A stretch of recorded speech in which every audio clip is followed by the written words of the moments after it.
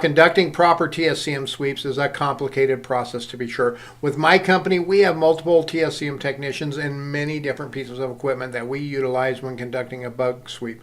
We also utilize at least 2 technicians on every sweep, sometimes 3 on larger or more complicated assignments. One thing I do know, there is not, I repeat, not any one device out there that does it all. I caution people to not fall for the gimmicky ads and the names of products like this one that call themselves the Bug Detector. This device or anything like it is not a bug detector. What this little thing is a radio frequency detector. This type of device might, and I emphasize might, help you identify something transmitting a radio frequency close to you. What this type of device will most assuredly do, and I know from experience, I've tested many of these, it will give you a lot of false positives. We go on a lot of sweeps where our clients have purchased just such a device. They are convinced there is a bug in a certain area, and when we evaluate the area, we discover there is nothing there. What these cheap devices do is they detect radio frequencies, and what they are doing is detecting the reflection of RF off of metal objects, glass objects, copper windings and motors, things like that. What these types of devices also cannot do is find devices that are not transmitting, or devices that do burst transmissions, or devices that have dead batteries, or what we call drop devices. These cheap bug detectors are just simple radio frequency detectors, folks.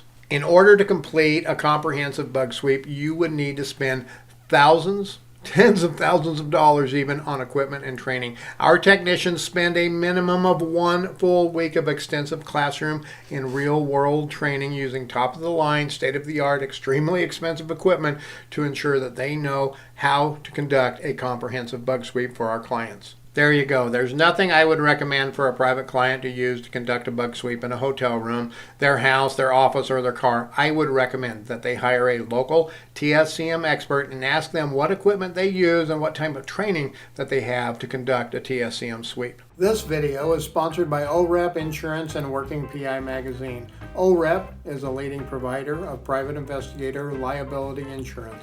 Visit orep.org for a quote today. Our next question is what covert cameras do I use?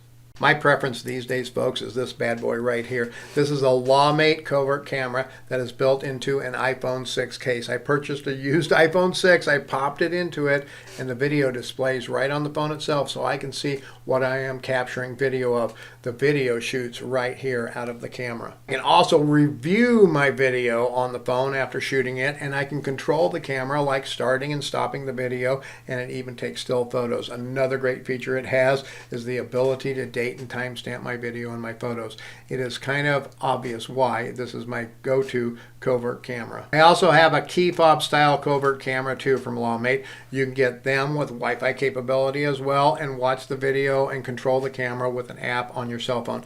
Now these cameras are not cheap, folks. You can find some cheap knockoffs out there online, but folks, I have found that you do get what you pay for with these. A $10 spy cam online is worth $10 or less in most cases. The personal investment in hours and software as well to get a website done these days is enormous. I used to do all of my own website design. I wrote the HTML by hand, no GUI to help me. Then along came CSS, and I learned that too. I put in more hours than I care to remember learning all of the ins and outs of CSS.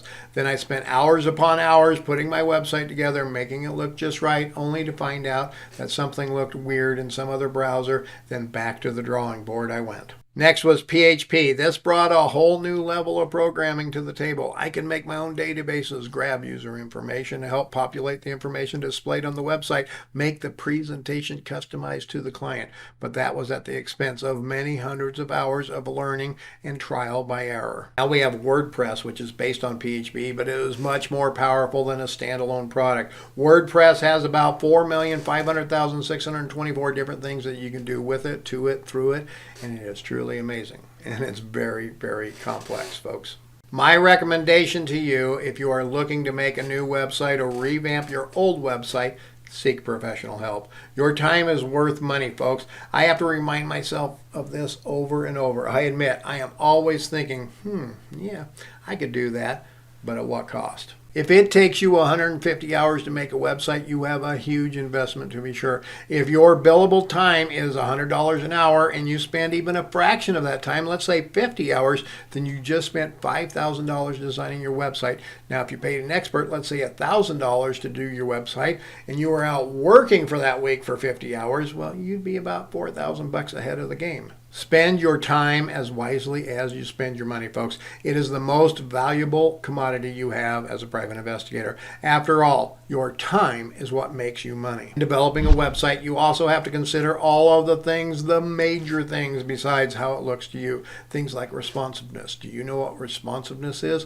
A responsive website is one that adjusts the visual appearance to the user depending on what platform they're reviewing the website on. So it adjusts if you're on a computer or a phone or a tablet, and even among browsers. Responsiveness is not just about looks, though. No, sir. It's also a huge factor in SEO, search engine optimization. Most search engines now will penalize a website in search rankings if it is not responsive on all levels. So if you make the most beautiful looking site in the world on your computer, but it has the wrong size font for one word for a reader on a cell phone, then you end up on page 4,652 instead of page 1 in the search engines. If you want your website done right, hire a professional, folks.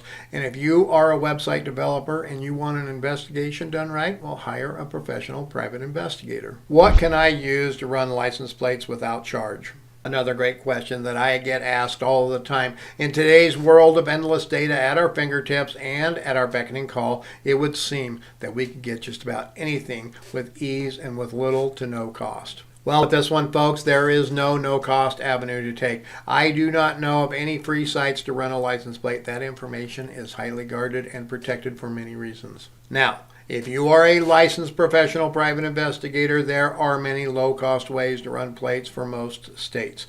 These would be in utilizing databases like IDI Core, IRB Focus, TLO, and others. Yes, there is a cost to run the plate. Yes, some of them have a monthly fee to help cover the cost of maintaining all of that data for you, but really, the cost is minimal, folks. Even if you only run, let's say, 2 searches a month on a database, and sometimes that is all we do here if it's slow, and those searches cost you, let's say, $5 a piece, and the monthly fee is, let's say, $25, you have a whopping $35 invested in running 2 plates. But that isn't the big secret here, folks. The big secret is that the cost should not be your cost. It should be your client's cost with markup. I charge a fee for all database searches regardless, and if there is extensive time involved, I charge for my time too. We are in the business of making money after all. That is what pays the mortgage. That's what keeps the lights on, and that's what puts food on the table for our families.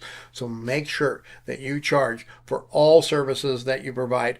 Don't sweat the little fees. Turn those into revenue streams. My motto, folks, every expense line should have a profit line, and profit is not a dirty word.